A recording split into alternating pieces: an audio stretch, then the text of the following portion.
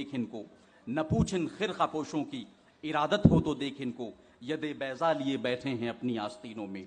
हजरत सैयद मोहम्मद शमी मुनइमी सज्जेब सज्जादा नशीन, खानकाह मुनइमिया बिहार।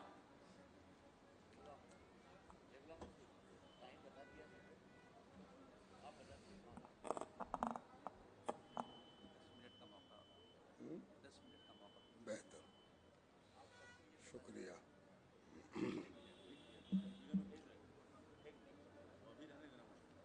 हजरत मौलाना सैयद अशरफ मियाँ जिलानी खानकाह अशरफिया कछौछा, दीगर उलमाए किराम, स्वामी हजरात और विभिन्न धर्मों के आए हुए धर्मगुरु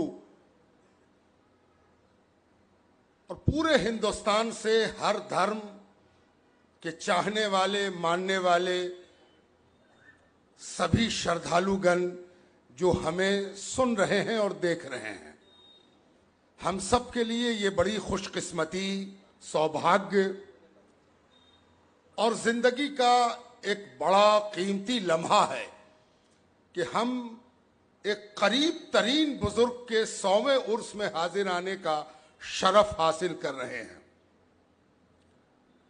लोग तो ये समझते हैं कि बुजुर्गों का जमाना सदियों पहले बीत गया, लेकिन 100 बरस पहले भी यहां एक ऐसा बुजुर्ग गुजरा जिसने सिर्फ 1400 बरस की नहीं, अंबिया और सुलहा की रविश को ताजा करके दिखा दिया कि इंसानों की आबादी में जब कोई अल्लाह वाला हुआ है तो उसका रंग क्या होता है।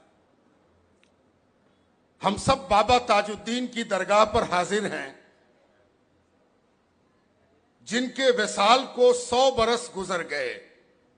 हिजरी के एतबार से, ईसवी के एतबार से अभी भी 2-3 बरस बाकी है।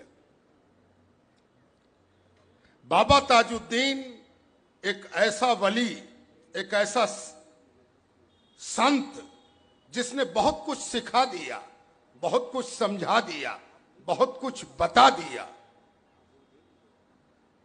और ऐसे वक्त में यह आयोजन हो रहा है कि मैं बहुत मुबारकबाद देना चाहता हूं हजरत बाबा ताजुद्दीन ट्रस्ट को कि उसने एक बड़ा अहम काम किया है और इस दरगाह से किया है। यूं तो हर दरगाह सभी धर्मों के लिए श्रद्धा का केंद्र है। दरगाह कहते ही है उसको जहां आने वाला अपने धर्म की वजह से, अपनी आस्था की वजह से, अपने जाहिरी मुखमंडल, अपने कपड़े, लिबास, अकीदे, मसलक, खान पान, वेशभूषा के कारण हिचकिचाए नहीं। दरगाह उस केंद्र बिंदु को कहते हैं जहां सारे इंसान आके एकत्र, इकट्ठे और एक हो जाते हैं।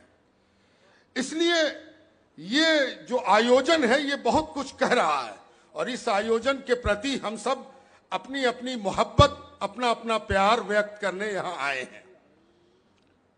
ये ऐसे वक्त में हो रहा है जब धर्म पर बड़ा संकट है। ये लोग जो जमा हुए हैं ये धर्म संकट के कारण जमा हुए हैं। और धर्म पर संकट क्या है? धर्म पर संकट यह है कि आज धर्म को सबसे ज्यादा खतरा धर्म करने वालों ही से है।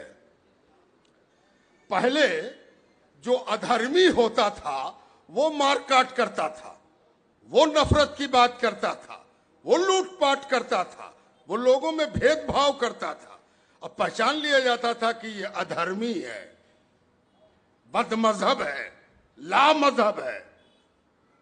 ये कैसी विडंबना है, ये कैसी बदकिस्मती है, ये अलमिया है कि आज ये काम अधर्मियों के बजाय, नास्तिकों के बजाय आस्तिकों ने उठा लिया है। अब तो धर्म वाले मारकाट करते हैं और धर्म वाले लोगों के दरमियान भेदभाव करते हैं। इसलिए ये बहुत जरूरी हो गया है कि जो जो धर्म का दोस्त है, प्रेमी है और धर्म से मोहब्बत करता है, वो इकट्ठे होकर अब इस बात पर गौर करे कि धर्म तो नफरत मिटाने था, ये धर्म कब से नफरत सिखाने लगा। और ये बात बाबा ताजुद्दीन की चौखट पर अच्छी भी मालूम होती है, भली भी मालूम होती है।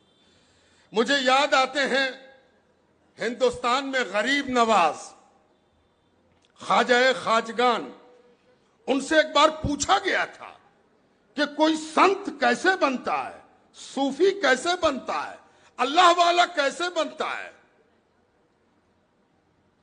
आपको जानकर हैरत होगी कि उन्होंने संतों के कपड़े का रंग नहीं बताया, उन्होंने संतों की टोपी की तराश खराश नहीं बताई, उन्होंने संतों के आचरण नहीं बताए। उन्होंने एक अजीब बात कही। उन्होंने कहा जिसमें 3 गुण पैदा हो जाते हैं वो अल्लाह का दोस्त, सूफी, संत, अल्लाह का वली बन जाता है। पूछा गया वो 3 गुण क्या हैं?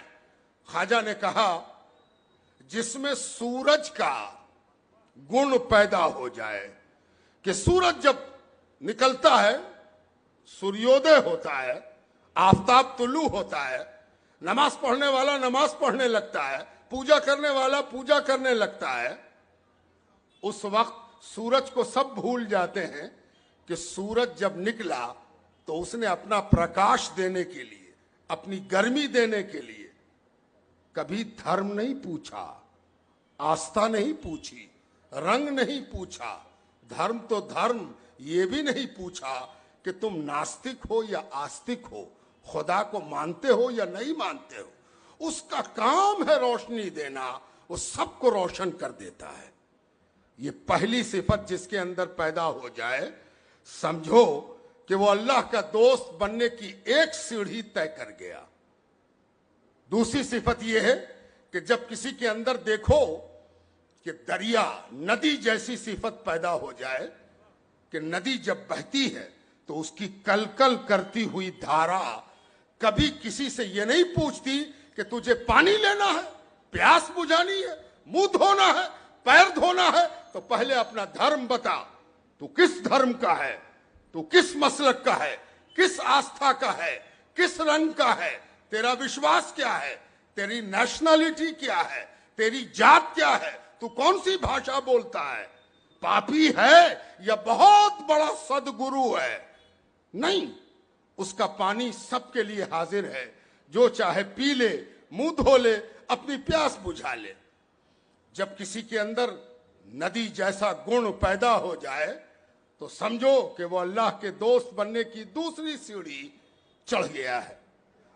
और जिस धरती पर हम और तुम चलते और फिरते रहते और बसते हैं, मरते और जीते हैं, ये धरती भी इसी गुण से भरी हुई है कि इस धरती ने, इस जमीन ने कभी हमसे नहीं पूछा कि तेरा धर्म क्या है, तेरी आस्था क्या है, तूने कपड़ा पहना है कि नहीं पहना है, तू आस्तिक है कि नास्तिक है। ये धरती भी अपने सीने पर, अपने कलेजे पर हमें दौड़ने का मौका देती है, जीने का मौका देती है, बसने का मौका देती है। जिसके अंदर ये तीनों गुण पैदा हो जाए वो अल्लाह का दोस्त है। मुझे लगता है कि बाबा ताजुद्दीन की पूरी जिंदगी इसमें समा गई और बाबा ताजुद्दीन इन तीनों एंगल से अल्लाह के दोस्त हैं। ये मैं बाबा ताजुद्दीन की तारीफ के लिए आपसे नहीं कह रहा हूं, मेरा वक्त पूरा हो रहा है, इसलिए मुझे सिर्फ ये कहना है कि आप में से कौन कौन अल्लाह का दोस्त बनना चाहता है, अल्लाह का वली बनना चाहता है, और कहीं इस राह में उसके धर्म ने ही तो रोड़ा नहीं अटका दिया है। सबसे बड़ा धर्मनिष्ठ, सबसे बड़ा धार्मिक और सबसे बड़ा बंदगी की शान रखने वाला सूरज है, नदी है और ये जमीन है। ये कभी अल्लाह की नाफरमानी नहीं करता और अल्लाह ने इसको हुक्म दिया है, खबरदार बगैर धर्म पूछे हुए सबकी सेवा करो। जिस दिन ये रंग पैदा हो जाएगा उस दिन बाबा ताजुद्दीन की तहरीक कामयाब हो जाएगी। याद रखो, बाबा ताजुद्दीन ने कभी कपड़ा नहीं सरियाया, कभी बाल नहीं झाड़ा, कभी खास किस्म की टोपी, कुलाह, बाल को बड़ा करना, बाल को संवारना, बाल को छोटा करना, इसकी चिंता ही नहीं की। ये सब चिंता तब होती है जब गुण ना हो, और जब ये गुण पैदा हो जाए तो इस किसी चिंता की जरूरत नहीं होती। ये बाबा ताजुद्दीन की दरगाह है, यहां बहुत से अच्छे काम हुए हैं। मैं सिर्फ ये कह के रुखसत होना चाहता हूं कि यहां ऐसी यूनिवर्सिटी भी बनना चाहिए, ऐसा स्कूल ऑफ थॉट भी बनना चाहिए, ऐसा रिसर्च सेंटर भी बनना चाहिए जहां लोगों को जोड़ने की बात की जाए, सिखाई जाए, समझाई जाए, बताई जाए, यहां ट्रेनिंग दी जाए कि कैसे दोस्ती की जाती है, कैसे दोस्त बनता है, कैसे नफरत को मिटाया जा सकता है, कैसे मोहब्बत को पैदा किया जा सकता है। ये जगह इसके लिए मुनासिब है। यहां अच्छा मेहमान खाना बना है, अच्छा ठहरने का सामान हुआ है।